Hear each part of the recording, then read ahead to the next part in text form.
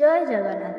ସାଙ୍ଗମାନେ, ମୁଁ ଆଜି ଆପଣମାନଙ୍କ ପାଇଁ ନେଇ ଆସିଛି ଗୋଟିଏ ଭୟାନକ କାହାଣୀଟିଏ।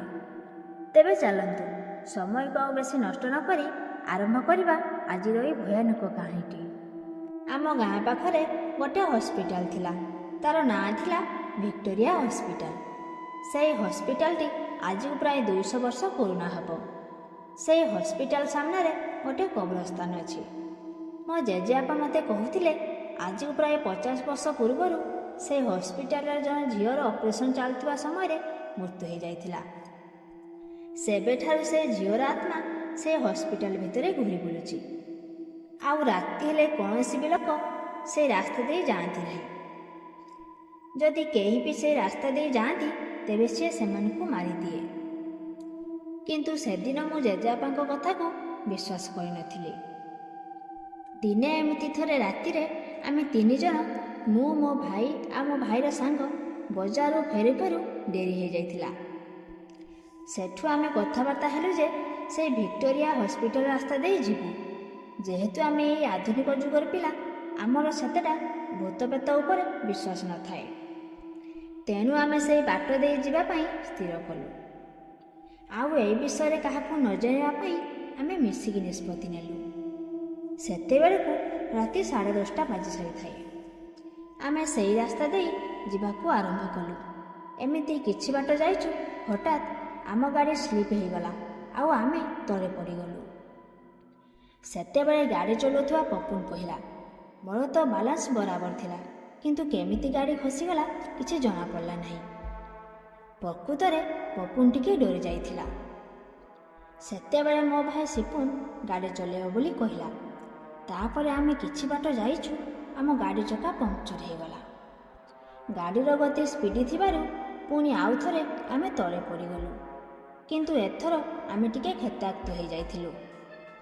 ସେତେବେଳେ ପପୁନ କହିଲା, ନା, ଏଇ ରାସ୍ତାରେ ସତରେ କ'ଣ ଗୋଟେ ଗଡ଼ବଡ଼ ନିଶ୍ଚୟ ଅଛି, ଚାଲ ଆମେ ପଛକୁ ପଳେଇବା। କିନ୍ତୁ ମୋ ଭାଇ ଆଉ ମୁଁ ତା କଥାକୁ ନ ମାନି ଗାଡ଼ିକୁ ଉଠାଇ ଗଡ଼େଇ ଗଡ଼େଇ ଆଗକୁ ଚାଲିଲୁ। ଏମିତି ଆଗକୁ କିଛି ବାଟ ଚାଲିଛୁ କି ନାହିଁ, ସେତେବେଳେ ହଠାତ୍ କାହାର ଗୋଟେ ଚିଲେଇବାର ଶବ୍ଦ ଶୁଣାଗଲା। ଏହା ଶୁଣି ଆମେ ସେଇଠି ଅଟକିଗଲୁ। ସେତେବେଳେ ପପୁନ କହିଲା, ତୁମମାନଙ୍କୁ କିଛି ଶୁଭିଲା? କିନ୍ତୁ ସେତେବେଳେ ଆମେ କିଛି ନ ଶୁଣିଲା ପରି ନା କିଛି ଶୁଣିପାରିଲୁନି ତ। ଏତିକି କହି ଆଉ 5 ମିନିଟ୍ ଆଗକୁ ଯାଇଛୁ, ପୁଣି ସେଇ ଶବ୍ଦ ଶୁଭିଲା। ଏଥର ଆମ 2 ଭାଇ ଭଉଣୀକୁ ଟିକେ ଟିକେ ଡର ଲାଗିଲା।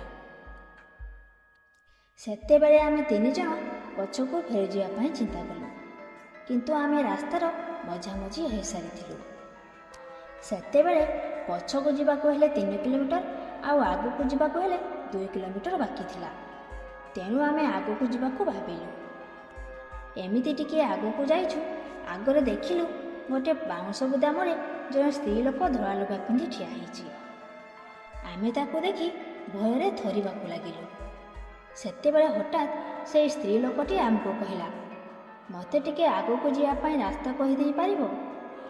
ତାପରେ ଆମେ ତାଙ୍କୁ ପଚାରିଲୁ, ଏତେ ରାତିରେ ତୁମେ ଏଠି କ'ଣ କରୁଛ?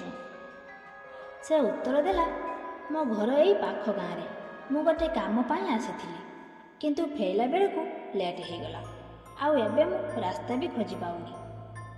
ସେତେବେଳେ ସେହି ସ୍ତ୍ରୀ ଲୋକଟି ଉପରେ ଆମର ଟିକିଏ ବିଶ୍ୱାସ ଆସିଲା। ତେଣୁ ଆମେ ଆଗକୁ ଚାଲିବାକୁ ଲାଗିଲୁ। ଆମେ ଆଗେ ଆଗେ ଆଉ ସେ ସ୍ତ୍ରୀ ଲୋକଟି ଆମ ପଛେ ପଛେ ଚାଲୁଥାଏ। ଏମିତି ଆମେ କିଛି ବାଟ ଯାଇ ପଛକୁ ଅନେଇଲା ବେଳକୁ ସେହି ସ୍ତ୍ରୀ ଲୋକଟି ଆମ ପଛରେ ନାହିଁ।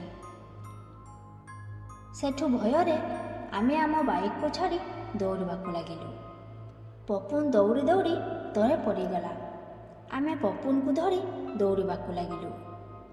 ଏମିତି ଦୌଡ଼ି ଦୌଡ଼ି ଗୋଟେ ରାସ୍ତା କଡ଼ରେ ଥିବା ମନ୍ଦିରରେ ପଶିଗଲୁ। ଆଉ ସକାଳ ପର୍ଯ୍ୟନ୍ତ ସେ ମନ୍ଦିରରେ ରହିଲୁ। ଆଉ ସକାଳ ହେବା ମାତ୍ରେ ଆମେ ଆମ ବାଇକ୍କୁ ଆଣି ପଙ୍କଚର ମାରି ଘରକୁ ପଳେଇ ଆସିଲୁ। ଘର ଲୋକ ପଚାରିବାରୁ ଆମେ କହିଲୁ ଆମେ ରାତିରେ ସାଙ୍ଗ ଘରେ ରହିଯାଇଥିଲୁ। ସେହିଦିନଠାରୁ ସେହି ହସ୍ପିଟାଲ ରାସ୍ତା ଦେଇ ଆମେ କେବେ ବି ଯାଇନାହିଁ। ତ ସାଙ୍ଗମାନେ, ଏତେ ଥିଲା ଆଜିର କାହାଣୀ। ଆଜିର କାହାଣୀଟି ଯଦି ଆପଣମାନଙ୍କୁ ଭଲ ଲାଗିଥାଏ ତାହେଲେ ଭିଡ଼ିଓକୁ ଗୋଟେ ଲାଇକ୍ କରି ଆମ ଚ୍ୟାନେଲକୁ ସବସ୍କ୍ରାଇବ୍ କରିନିଅନ୍ତୁ। ଯାହାଫଳରେ ଆଗକୁ ଏମିତି ନୂଆ ନୂଆ ଭିଡ଼ିଓର ନୋଟିଫିକେସନ୍ ଆପଣ ସର୍ବପ୍ରଥମେ ପାଇପାରିବେ। ଆଉ ଯଦି ଆପଣମାନଙ୍କ ସହିତ ଏମିତି କିଛି ଘଟଣା ଘଟିଥାଏ କିମ୍ବା ଆପଣଙ୍କ ପାଖରେ ଏମିତି କିଛି ଷ୍ଟୋରି ଥିଲେ ଆପଣ ଆମ ସହ ଇନଷ୍ଟାଗ୍ରାମ ବା ହ୍ୱାଟ୍ସଆପ୍ରେ ସେୟାର କରିପାରିବେ। ଆମ ଇନଷ୍ଟାଗ୍ରାମ ଆଇଡିର ଲିଙ୍କ୍ ତ ଡିସ୍କ୍ରିପ୍ସନରେ ଦିଆହେଇଛି।